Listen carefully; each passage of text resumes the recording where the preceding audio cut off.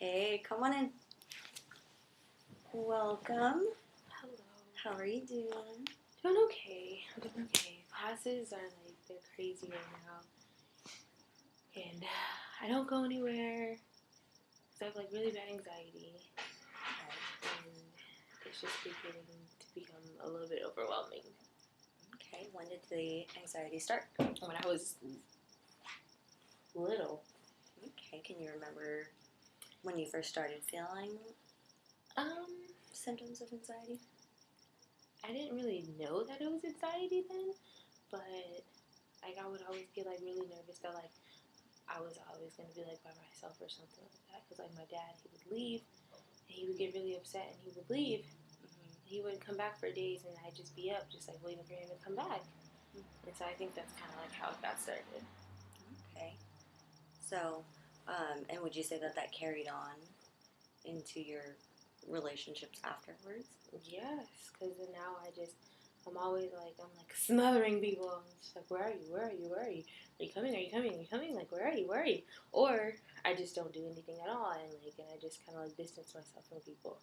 Okay, so it seems like you don't really want to be alone, but sometimes you isolate yourself to avoid putting yourself in that situation. Yes. Okay. And how do you feel that that's affecting you right now? Well, because I don't go to class. Sometimes I do. Well, a lot of times I don't go to class. And I know I should. And I don't reach out to friends. Or even if they reach out to me, I definitely avoid them. It's just I distance myself a lot. Okay, so it seems it's affecting your ability to build relationships and maintain them, right? Because you're not going and... Yes, because nobody loves me. Okay. Well, what do you mean by that? Because I just feel like nobody loves me. I'm just all alone in the world. So can you give me some examples of what you mean by that? Well, because even when I do distance myself, nobody reaches out to me anymore. And it partially might be because I have stopped responding. Okay. But I feel like you should still reach out to me if you know that I have something going on. Okay. So you still want people to reach out to you? Just love. Right, yeah. I can understand how you would feel that way, right? Feeling lonely or just wanting to be by yourself when you feel like you're feeling anxious, right? Yes. So it's clearly affecting your relationships with your friends. What about your family? I don't really talk to them. Okay. Is there anybody in your family that you do talk to? Not anymore. Okay. So we have your friends. What about other communities? I started going to church, but then I stopped for a couple months ago, I think it was. I stopped going. It's just the whole anxiety thing. I don't know. It's a lot of people at church, and it's a lot of people that I can let down. And if I don't go, then if I don't go for a while, then people are like, "Well, hey, where have you been?" And then it just gives me really bad anxiety, and then it's I feel like I let them down, and then they're mad at me, and then it's just a vicious cycle. So you clearly don't want to disappoint anybody either, right? So that's affecting you as well. Okay.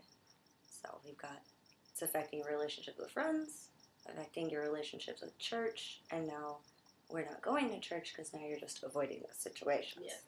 Yeah. And you said with school, it's also affecting you there, right? Because you're not going to class. Mm-hmm. And how are your grades right now? Don't ask. Yeah. They're bad, and I don't talk to my professors. So my professors don't know what's going on. I just don't. I don't turn in my homework. I feel like I'm gonna have to retake this whole semester. Sounds like it's a snowball effect. Yeah. For you, right? You can see how that one worrying thought leads to other ones, which can result in self-destructive behaviors, right? Because now it's affecting your classes. Yeah. And what was your major again? Psychology.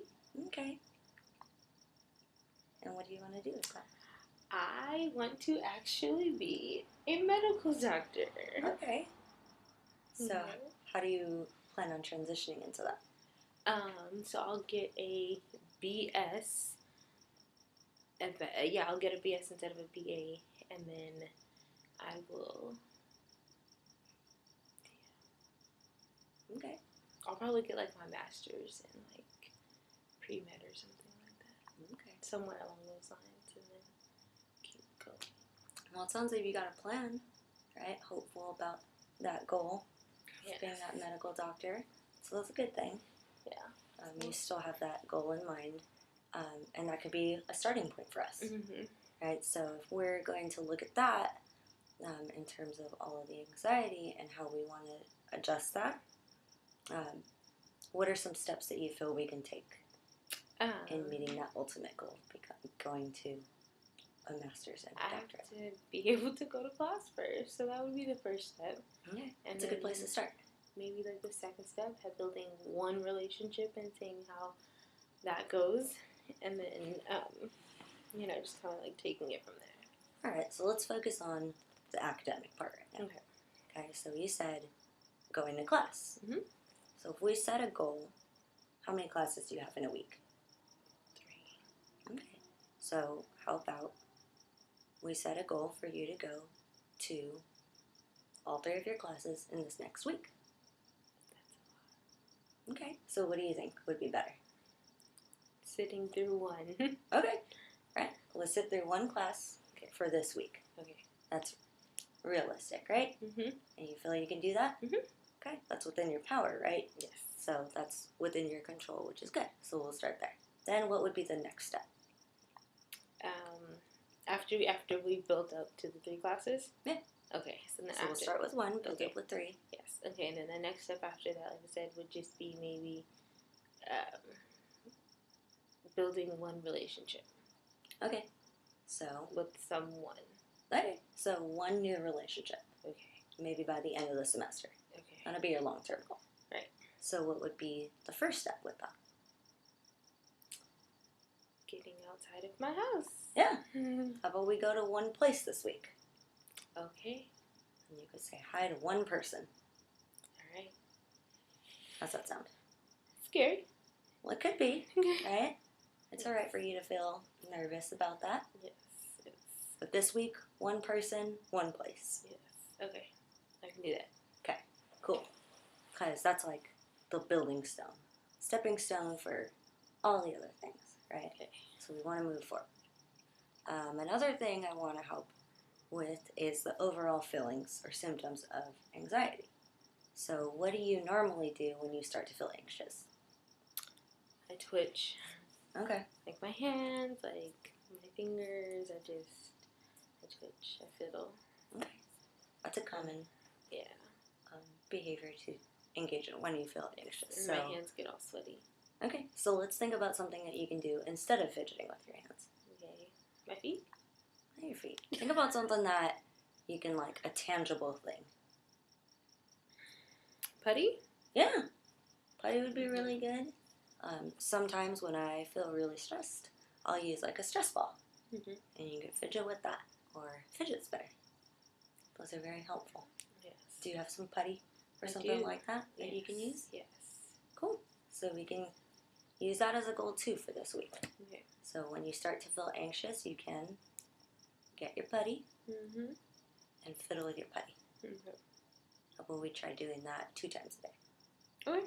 So that way you can even practice when you're not feeling anxious, right? So we have anxious situations and situations that don't make us anxious, and it's good to practice in both. So that way you know what you can do instead. Okay. Is there anything, other symptoms that you, or behaviors that you engage in when you're feeling anxious? My heartbeat get like real like shortness of breath sometimes, depending on what it is that I'm thinking about. Okay. So what can we do to slow down your heart? I don't know, some fresh air? Yeah, you can get some fresh air.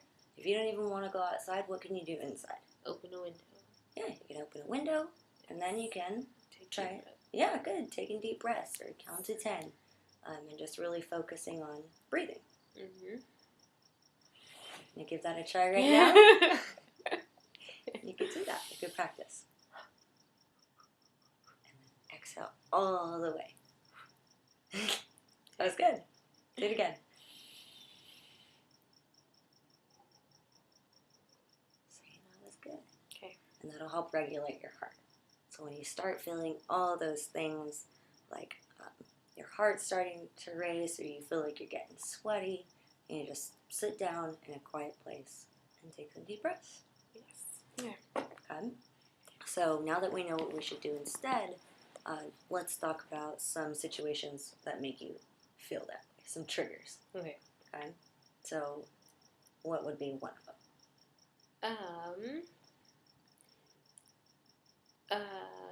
Triggers for my anxiety would be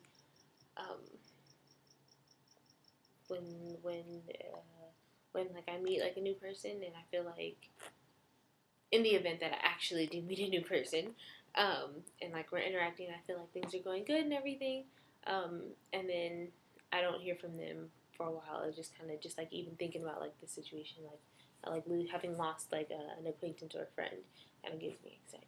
So, communication, not just in person, but like via in phone general, or social media or anything like that. Okay. So when you start, or when you know you're going to check those things, you already know you're walking into that type of situation, right? So this would be a good time to practice those coping mechanisms, right? Yes. Okay, so thinking about like social media or meeting new people, what other situations? School. Like if just school in Having general. to go to class, right? Yeah. Yeah, I can see that you're feeling a little anxious right now. And that's okay to feel like that. You're going to feel like that in the beginning. So that's why it's really good that we work on these different techniques that you can use. So that way, when you know, I have class tomorrow, I'm going to practice them now. Yes. And then maybe in the morning, you can use them in the morning too, right? Yeah. So one of your goals was to do it 2 times a day. You could do it in the morning before class. Okay. So this is just you preparing yourself ahead of time, so that way you're setting yourself up for success. Sound like a plan? Plan. Okay. So today we talked about your general anxiety. We kind of figured out that it stemmed from when you were a child and the relationship that you had with your dad and his constant coming and going. It's clearly affected your relationships and your ability to go to school, which has kind of snowballed into your long-term goals of being a doctor, right, and building long-lasting relationships. You also mentioned that it affects your ability to go to church. So the last goal that I want to set up is a church-related goal. Okay, so we can start with the things that you can do, right? So what are some things you could do at home that will help rebuild your relationship with God? Just cranking open my Bible. Yeah. You can open the Bible. Read for 10 minutes. 10 minutes, maybe 5 minutes. Okay? We don't want to push too much, right? So reading the Bible once or twice a week for 5 minutes. Yeah. How's that sound? We can do that.